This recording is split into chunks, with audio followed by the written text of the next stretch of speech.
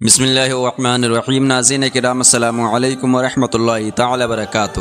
حضرت عزیر علیہ السلام، آپ علیہ السلام اللہ تعالیٰ کے برگزیدہ نبی تھے۔ آپ علیہ السلام کو اللہ تعالیٰ نے مردوں کو زندہ کرنے پر اپنی قدرت کا مشاہدہ کروایا، جس سے آپ عین الیقین رکھنے والوں کے منصب پر فائز ہوئے۔ آپ علیہ السلام کو بنی اسرائیل کے لیے اپنی قدرت کی ایک حیرت انگیز نشانی بنا دیا کہ 100 سال تک حالت وفات میں رہنے کے بعد آپ 40 سال والی حالت پر رہے، اور جب اپنے فرزندوں کے درمیان تشریف فرما ہوتے تو وہ بوڑھے نظر آتے اور آپ علیہ السلام جوان۔ یہاں آپ علیہ السلام کی سیرت پر اس ویڈیو کو بنایا جا رہا ہے۔ آپ حضرات سے گزارش ہے کہ آپ حضرات پورا ویڈیو دیکھیے اور اس بیان سے عبرت و نصیحت حاصل کیجیے کہ کس طریقے سے اللہ تعالیٰ موت دے گا اور زندگی عطا کرے گا، یعنی یہ واقعہ قیامت کے دن زندہ کرنے پر بھی شاہد ہے۔ قرآن پاک تعالیٰ ہے وَإِسْمَاعِيلَ وَالْيَسَعَ وَيُونُسَ وَلُوطَ وَكُلًّا فَضَّلْنَا عَلَى الْعَالَمِينَ، اور اسماعیل اور یسع اور یونس اور لوط کو ہدایت دی اور ہم نے سب کو تمام جہان والوں پر فضیلت عطا فرمائی۔ مروی ہے کہ آپ علیہ السلام بنی اسرائیل کے بادشاہوں میں سے ایک بادشاہ بھی تھے۔ جب آپ علیہ السلام کی وفات کا وقت قریب آیا تو بنی اسرائیل کے کچھ بڑے آدمی مل کر آپ علیہ السلام کی خدمت میں حاضر ہوئے اور عرض کی آپ بادشاہت میں کسی کو اپنا جانشین مقرر کر دیجئے تاکہ ہم اپنے معاملات میں اس کی طرف رجوع کر سکیں۔ آپ علیہ السلام نے ارشاد فرمایا میں ملک کی باغ دوڑ اس کے حوالے کروں گا جو مجھے 3 باتوں کی ضمانت دے۔ ایک، نوجوان کے علاوہ کسی شخص نے بھی اس ذمہ داری کو قبول کرنے کی ضمانت دینے کے بارے میں آپ سے کوئی بات نہ کی۔ اس نوجوان نے عرض کی میں ضمانت دیتا ہوں۔ ارشاد فرمایا تم بیٹھ جاؤ۔ اس سے مقصود یہ تھا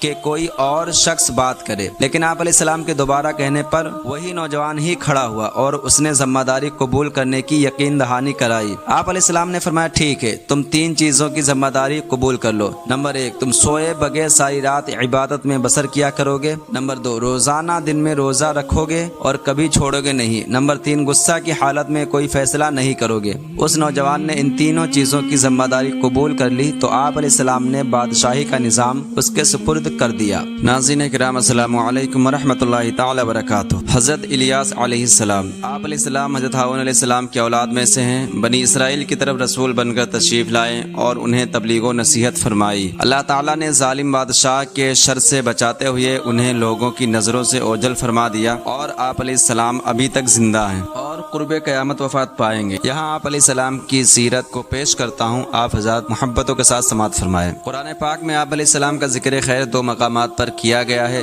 نمبر 1 سورہ انعام آیت 85، نمبر 2 سورہ صافات آیت 123 سے 132 تک۔ حضرت الیاس علیہ السلام کا تعارف، آپ علیہ السلام کا مبارک نام الیاس ہے اور آپ حضرت ہارون علیہ السلام کی اولاد میں سے ہیں۔ قرآن پاک میں آپ علیہ السلام کا نام الیاسین بھی مذکور ہے، یہ بھی الیاس کی ایک لغت ہے۔ جیسے سینا اور سینینا دونوں طور سینا ہی کے نام ہیں، ایسے ہی الیاس اور الیاسین ایک ہی ذات کے نام ہیں۔ اللہ تعالیٰ نے آپ علیہ السلام کو بہت سے معجزات عطا فرمائے، جیسے تمام پہاڑوں اور حیوانات کو آپ علیہ السلام کے لیے مسخر فرما دیا۔ آپ علیہ السلام کو 70 انبیاء علیہ السلام کی طاقت بخش دی۔ غضب و جلال اور قوت و طاقت میں حضرت موسیٰ علیہ السلام کا ہم پلہ بنا دیا۔ آپ علیہ السلام انتہائی اعلیٰ درجہ کے کامل الایمان بندوں میں سے ہیں۔ فرمان باری تعالیٰ ہے انہ من عبادنا المؤمنین، بے شک وہ ہمارے اعلیٰ درجہ کے کامل ایمان والے بندوں میں سے ہے۔ آپ علیہ السلام پر اللہ تعالیٰ نے بہت سے انعامات فرمائے، جن میں سے 4 یہ ہیں۔ نمبر 1، قرآن پاک میں آپ علیہ السلام کی رسالت کی گواہی دی گئی۔ ارشاد باری تعالیٰ ہے وَإِنَّا إِلْيَاسَ لَمِنَ الْمُرْسَلِينَ، اور بے شک الیاس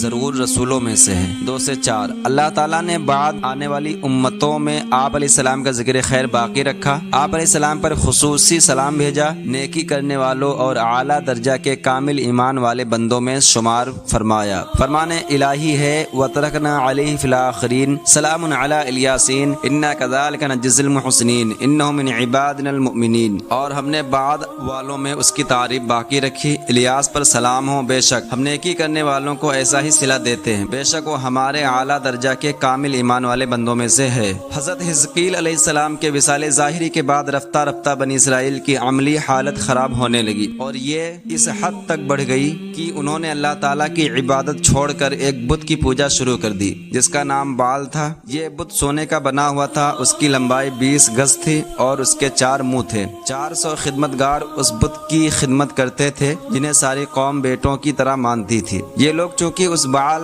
نامی بت کی بہت تعظیم کرتے اور جس مقام پر وہ بت تھا اس جگہ کا نام بک تھا، اس لیے اس علاقے کا نام ہی بال بک مشہور ہو گیا۔ ان دنوں بال بک شہر پر ارحب نامی بادشاہ کی حکومت تھی اور یہ بادشاہ شیطان کا اعلیٰ کار بن کر ساری قوم کو بت پرستی پر مجبور کیے ہوئے تھا۔ اس ماحول میں اللہ تعالیٰ نے حضرت الیاس علیہ السلام کو بال بک والوں کی طرف رسول بنا کر بھیجا تو آپ علیہ السلام نے انہیں نصیحت کرتے ہوئے فرمایا، الا تتقون اتدعون بعلا وتدعون احسن الخالقین اللہ ربکم ورب آبائکم الاولین۔ کیا تم ڈرتے نہیں؟ کیا تم بعل بت کی پوجا کرتے ہو اور بہترین خالق کو چھوڑتے ہو، اللہ جو تمہارا رب اور تمہارے اگلے باپ دادا کا رب ہے۔ قوم نے حضرت الیاس علیہ السلام کی نصیحت قبول کرنے کی بجائے اللہ تعالیٰ کی وحدانیت اور آپ علیہ السلام کی رسالت کو جھٹلایا۔ اس تکذیب کی وجہ سے قوم پر دنیاوی عذاب آیا یا نہیں اس کے بارے میں تو اللہ تعالیٰ ہی بہتر جانتا ہے، البتہ قیامت کے دن اس قوم کے کفار ضرور عذاب الہی میں مبتلا ہوں گے اور ہمیشہ جہنم میں رہیں گے، اور ان کے برعکس اللہ تعالیٰ کے وہ برگزیدہ بندے جو حضرت الیاس علیہ السلام پر ایمان لائے یہ عذاب سے نجات پائیں گے۔ قرآن پاک میں ہے فَكَذَّبُوا فَإِنَّهُمْ لَمُحْضَرُونَ إِلَّا عِبَادَ اللَّهِ الْمُخْلَصِينَ، پھر انہوں نے اسے جھٹلایا تو وہ ضرور پیش کیے جائیں گے مگر اللہ کے چنے ہوئے بندے۔ آپ علیہ السلام کی تبلیغ و نصیحت سے کچھ لوگ تو ایمان لے آئے اور دیگر افراد اپنے کفر و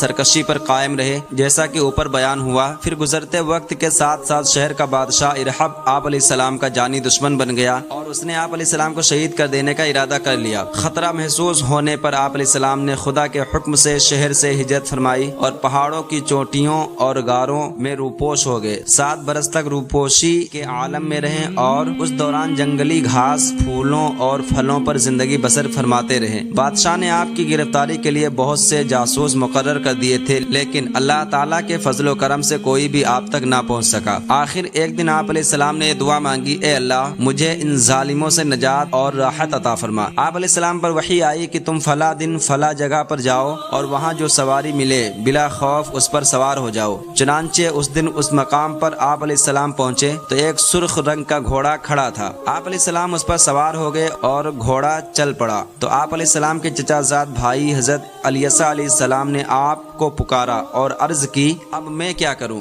یہ سن کر حضرت الیاس علیہ السلام نے اپنا کمبل ان پر ڈال دیا اور یہ اس بات کی نشانی تھی کہ میں نے تمہیں بنی اسرائیل کی ہدایت کے لیے اپنا خلیفہ بنا دیا۔ پھر اللہ تعالیٰ نے حضرت الیاس علیہ السلام کو لوگوں کی نظروں سے اوجھل فرما کر کھانے پینے سے بے نیاز کر دیا اور آپ کو فرشتوں کی جماعت میں شامل فرما لیا۔ حضرت الیاس علیہ السلام کی ابھی تک ظاہری وفات نہیں ہوئی۔ حضرت خضر علیہ السلام کی طرح حضرت الیاس علیہ السلام کی حیات کے بارے میں بھی مورخین اور مفسرین نے تفصیلی بحث کی ہے۔ راجع یہی ہے کہ آپ علیہ السلام بھی ابھی تک زندہ ہیں۔ روحانی طور پر اللہ تعالیٰ کی طرف سے خشک زمین کے انتظامی و تکوینی معاملات آپ کے سپرد ہیں، جیسے فرشتوں کی کائنات کے امور میں ذمہ داریاں ہیں جو قرآن پاک میں بیان فرمائی گئی ہیں۔ چنانچہ فرمایا فالمدبرات امرا، پھر کائنات کا نظام چلانے والوں کی جب قیامت قریب آئے گی تو اس وقت وفات پائیں گے۔ اور بعض بزرگوں کی آپ علیہ السلام سے ملاقات بھی ہوئی ہے۔ ابن ابی رواد رحمۃ اللہ علیہ سے روایت ہے کہ حضرت الیاس علیہ السلام اور حضرت خضر علیہ السلام بیت المقدس میں رمضان شریف کے روزے رکھتے ہیں، ہر سال حج کرتے اور زمزم شریف پیتے ہیں جو انہیں آنے والے سال تک کے لیے کافی ہوتا ہے۔ حدیث پاک میں حضرت الیاس علیہ السلام کا تذکرہ۔ حضرت عبداللہ بن عباس رضی اللہ عنہما سے روایت ہے، نبی کریم صلی اللہ علیہ وسلم نے ارشاد فرمایا، حضرت خضر اور الیاس علیہ السلام ہر سال حج کے موسم میں مینا کے مقام پر ملاقات کرتے ہیں، ایک دوسرے سے بات چیت فرماتے ہیں اور ان کلمات پر باہمی ملاقات ختم فرماتے ہیں، سبحان اللہ ما شاء اللہ لا یسوق الخیر الا اللہ ما شاء اللہ لا یصلح السوء الا اللہ ما شاء اللہ لا قوت الا باللہ۔ حضرت عبداللہ بن عباس رضی اللہ عنہما فرماتے ہیں، جو ان کلمات کو صبح و شام 3 بار پڑھ لے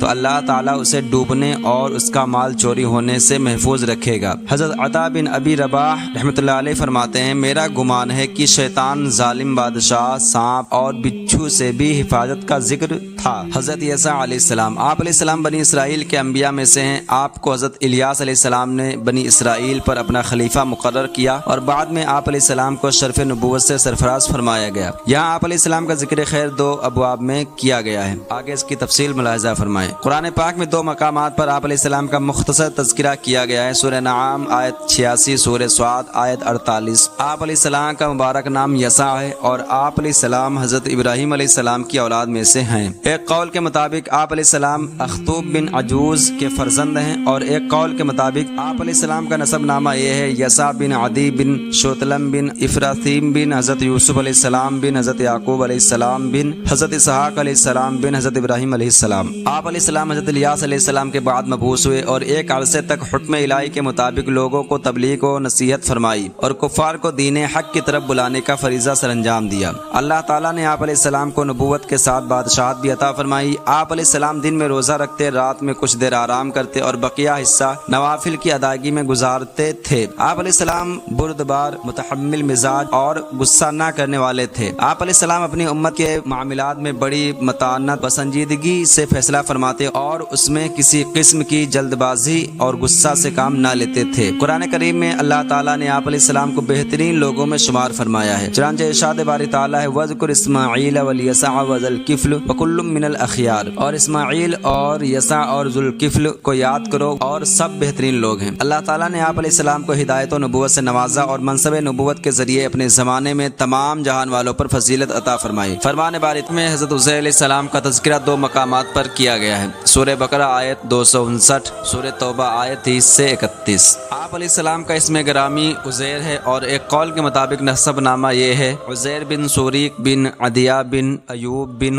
درزنہ بن عری بن تقی بن اسبوع بن فخاص بن عازر بن ہارون بن عمران۔ مشہور قول کے مطابق حضرت عزیر علیہ السلام بنی اسرائیل کے نبی تھے اور آپ علیہ السلام کا زمان نبوت حضرت داؤد اور حضرت سلیمان علیہ السلام کے بعد اور حضرت زکریا اور حضرت یحییٰ علیہ السلام سے پہلے کا درمیانی زمانہ ہے۔ حضرت وہب بن منبع رضی اللہ عنہ سے مروی ہے کہ اللہ عز و جل نے حضرت عزیر علیہ السلام سے فرمایا اپنے والدین کے ساتھ بھلائی کرو کہ جو بھی اپنے والدین کے ساتھ بھلائی کرے گا میں اس سے راضی ہو جاؤں گا اور جب میں راضی ہوں گا تو اسے برکت دوں گا اور جب میں برکت دوں گا تو وہ 4تھی نسل تک پہنچے گی۔ آپ علیہ السلام بہترین اوصاف کے مالک تھے جن میں سے ایک وصف یہ تھا کہ آپ علیہ السلام کے زمانے میں آپ سے زیادہ تورات کا علم اور اسے یاد رکھنے والا اور کوئی نہیں تھا۔ اللہ تعالیٰ نے آپ علیہ السلام کو مردوں کو زندہ کرنے پر اپنی قدرت کا مشاہدہ کروایا اور بنی اسرائیل کے لیے ایک نشانی بنا دیا۔ ارشاد باری تعالیٰ ہے بل لبثت مئۃ عام فانظر الی طعامک وشرابک لم یتسنہ وانظر الی حمارک ولنجعلک آیۃ للناس وانظر الی العظام کیف ننشزها ثم نکسوها لحما، نہیں بلکہ تو یہاں 100 سال ٹھہرا ہے اور اپنے کھانے اور پانی کو دیکھ، اب تک بدبودار نہیں ہوا، اور اپنے گدھے کو دیکھ جس کی ہڈیاں تک سلامت نہ رہیں، اور یہ سب اس لیے کیا گیا تاکہ ہم تمہیں لوگوں کے لیے ایک نشانی بنا دیں، اور ان ہڈیوں کو دیکھ کہ ہم کیسے انہیں اٹھاتے زندہ کرتے ہیں پھر انہیں گوشت پہناتے ہیں۔ حضرت عبداللہ بن عباس اللہ تعالیٰ عنہما فرماتے ہیں کہ اللہ تعالیٰ نے حضرت عزیر علیہ السلام کو بنی اسرائیل کے لیے نشانی بنا دیا، اور اس نشانی کی ایک صورت یہ تھی کہ آپ علیہ السلام اپنے بیٹوں کے ساتھ بیٹھتے اور بیٹے بوڑھے جبکہ آپ جوان تھے، کیونکہ اللہ تعالیٰ نے آپ علیہ السلام کو 40 سال کی عمر میں وفات دے دی، پھر 100 سال بعد اللہ تعالیٰ نے اسی جوانی کی حالت میں دوبارہ زندہ فرمایا۔ آگے کی ویڈیو میں ہم حضرت عزیر علیہ السلام کی سیرت کے اہم واقعات کا ذکر کریں گے، تو خوب ذوق و شوق سے ساتھ اس ویڈیو کو اب سماعت فرمائیں۔ جب بنی اسرائیل کی بدعمالیاں بہت زیادہ بڑھ گئیں تو ان پر اللہ تعالیٰ کی طرف سے یہ عذاب آیا کہ بخت نصر بابلی ایک کافر بادشاہ نے بہت بڑی فوج کے ساتھ بیت المقدس پر حملہ کر دیا اور اسے فتح کرنے کے بعد لوگوں کو 3 حصوں میں تقسیم کر دیا۔ ان میں سے ایک حصے کو قتل کر دیا، ایک کو ملک شام میں ادھر ادھر بکھیر کر آباد کر دیا اور ایک حصے کو گرفتار کر کے لونڈی غلام بنا لیا۔ حضرت عزیر علیہ السلام بھی انہی قیدیوں میں سے تھے۔ اس کافر بادشاہ نے پورے شہر بیت المقدس کو توڑ پھوڑ کر مسمار کر دیا اور بالکل ویران بنا ڈالا۔ یہی وہ پہلا فساد اور اس کا انجام ہے جس کا ذکر سورہ بنی اسرائیل کی آیت 4 میں کیا گیا ہے۔ جس کی تفصیل ہم حضرت دانیال علیہ السلام کی ویڈیو میں بیان کریں گے۔ کچھ دنوں کے بعد کسی طرح حضرت عزیر علیہ السلام بخت نصر کی قید سے رہا ہوئے تو آپ علیہ السلام کا بیت المقدس سے گزر ہوا۔ آپ کے ساتھ ایک برتن کھجور اور ایک پیالہ انگور کا رس تھا اور آپ ایک گدھے پر سوار تھے۔ تمام بستی میں پھرے لیکن کسی شخص کو وہاں نہ پایا۔ بستی کی عمارتیں گری ہوئی تھی۔ آپ نے تعجب کیا، انا یحیی ہذہ اللہ بعد موتہا، اللہ انہیں ان کی موت کے بعد کیسے زندہ کرے گا۔ اس کے بعد آپ علیہ السلام اپنی سواری کے جانور کو وہاں باندھ دیا اور خود آرام فرمانے لگے۔ اسی حالت میں آپ کی روح قبض کر لی گئی اور گدھا بھی مر گیا۔ یہ صبح کے وقت کا واقعہ ہے۔ اس سے 70 برس بعد اللہ تعالیٰ نے ایران کے بادشاہوں میں سے ایک بادشاہ کو غلبہ دیا اور اپنی فوجیں لے کر بیت المقدس پہنچا۔ اس کو پہلے سے بھی بہتر طریقے پر آباد کیا اور بنی اسرائیل میں سے جو لوگ باقی رہ گئے تھے دوبارہ یہاں آ کر بیت المقدس اور اس کے گرد و نواح میں آباد ہو گئے اور ان کی تعداد بڑھتی رہی۔ اس پورے عرصے میں اللہ تعالیٰ نے حضرت عزیر علیہ السلام کو دنیا کی آنکھوں سے پوشیدہ رکھا اور کوئی آپ کو نہ دیکھ سکا۔ جب آپ کی وفات کو 100 سال گزر گئے تو اللہ تعالیٰ نے آپ کو زندہ کیا۔ پہلے آنکھوں میں جان آئی، ابھی تک تمام جسم میں جان نہ آئی تھی، بقیہ جسم آپ کے دیکھتے دیکھتے زندہ کیا گیا۔ یہ واقعہ شام کے وقت غروب آفتاب کے قریب ہوا۔ اللہ تعالیٰ نے حضرت عزیر علیہ السلام سے فرمایا، کم لبثت، تم یہاں کتنا عرصہ ٹھہرے ہو؟ عرض کی، لبثت یوما او بعد یوم، میں ایک دن یا ایک دن سے بھی کچھ کم وقت ٹھہرا ہوں گا۔ یہ بات آپ علیہ السلام نے یہ سوچ کر کہی کہ یہ اسی دن کی شام ہے جس کی صبح کو سوئے تھے۔ اللہ تعالیٰ نے فرمایا، بل لبثت مئۃ عام فانظر الی طعامک وشرابک لم یتسنہ وانظر الی حمارک ولنجعلک آیۃ للناس وانظر الی العظام کیف ننشزها ثم نکسوها لحما۔ نہیں بلکہ تو یہاں 100 سال ٹھہرا ہے اور اپنے کھانے اور پانی کو دیکھ کہ اب تک بدبودار نہیں ہوا، اور اپنے گدھے کو دیکھ جس کی ہڈیاں تک سلامت نہ رہی، اور یہ سب اس لیے کیا گیا تاکہ ہم تمہیں لوگوں کے لیے ایک نشانی بنا دیں، اور ان ہڈیوں کو دیکھ کہ ہم کیسے انہیں اٹھاتے ہیں، زندہ کرتے ہیں، پھر انہیں گوشت پہناتے ہیں۔ چنانچہ آپ علیہ السلام نے دیکھا کہ کھانا بالکل سلامت ہے اور گدھا مر چکا ہے، اس کا بدن گل گیا ہے اور اعضاء بکھر گئے ہیں، صرف سفید ہڈیاں چمک رہی تھی۔ اس کے بعد آپ علیہ السلام کی آنکھوں کے سامنے اس کے اعضاء جمع ہوئے، اعضاء اپنی اپنی جگہ پر آئے، ہڈیوں پر گوشت چڑھا، گوشت پر کھال آئی، بال نکلے، پھر اس میں روح پھونکی گئی اور وہ اٹھ کھڑا ہوا اور آواز نکالنے لگا۔ جب آپ علیہ السلام نے اللہ تعالیٰ کی قدرت کا مشاہدہ کیا تو فرمایا، اعلم ان اللہ علی کل شیء قدیر، میں خوب جانتا ہوں کہ اللہ ہر چیز پر قادر ہے۔ یعنی یقین تو پہلے ہی تھا، اب عین الیقین حاصل ہو گیا۔ درس اس واقعہ سے صاف صاف ظاہر ہوا کہ ایک ہی جگہ پر اور ایک ہی آب و ہوا میں حضرت عزیر علیہ السلام کا گدھا تو مر کر گل سڑ گیا اور اس کی ہڈیاں ریزہ ریزہ ہو کر بکھر گئیں، لیکن پھلوں اور انگور کے شیرے اور خود حضرت عزیر علیہ السلام کی ذات میں کسی قسم کی کوئی تبدیلی نہیں ہوئی، یہاں تک کہ 100 برس میں سے ان کے بال بھی سفید نہیں ہوئے۔ اس سے ثابت ہوتا ہے کہ ایک ہی قبرستان میں ایک ہی آب و ہوا میں اگر بعض مردوں کی لاشیں گل سڑ کر ختم ہو جائیں اور بعض بزرگوں کی میتیں سلامت رہ جائیں اور ان کے کفن بھی میلے نہ ہوں تو ایسا ہو سکتا ہے، بلکہ مشاہدہ سے ثابت ہے کہ بارہا ایسا ہوا ہے، اور مزارات اولیاء اور قبور صالحین کے متعلق ایسے واقعات پیش آتے رہتے ہیں، اور خود حضرت عزیر علیہ السلام کا یہ قرآنی واقعہ اس کی بہترین دلیل ہے۔ یہاں یہ بات بھی ذہن میں رہے کہ اس آیت میں جس واقعے کا بیان ہے اس کے متعلق دیگر اقوال بھی ہیں، یعنی یہ کہ یہ واقعہ حضرت عزیر علیہ السلام کا نہیں بلکہ کسی اور نبی کا ہے۔ قصہ مختصر، حضرت عزیر علیہ السلام اپنی سواری پر سوار ہو کر اپنے محلے میں تشریف لائے اور سر اقدس اور داڑھی مبارک کے بال سفید تھے، لیکن عمر مبارک وہی 40 سال کی تھی۔ کوئی آپ کو نہ پہچانتا تھا۔ اندازے سے اپنے مکان پر پہنچے، ایک ضعیف بڑھیا ملی جو پاؤں سے معذور اور نابینا ہو گئی تھی۔ وہ آپ کے گھر کی باندھی تھی اور اس نے آپ کو دیکھا ہوا تھا۔ آپ نے اس سے دریافت فرمایا، یہ عزیر کا مکان ہے؟ اس نے کہا ہاں، لیکن عزیر کہاں؟ انہیں تو غائب ہوئے 100 سال گزر گئے۔ یہ کہہ کر وہ خوب روئی۔ آپ علیہ السلام نے فرمایا، میں عزیر ہوں۔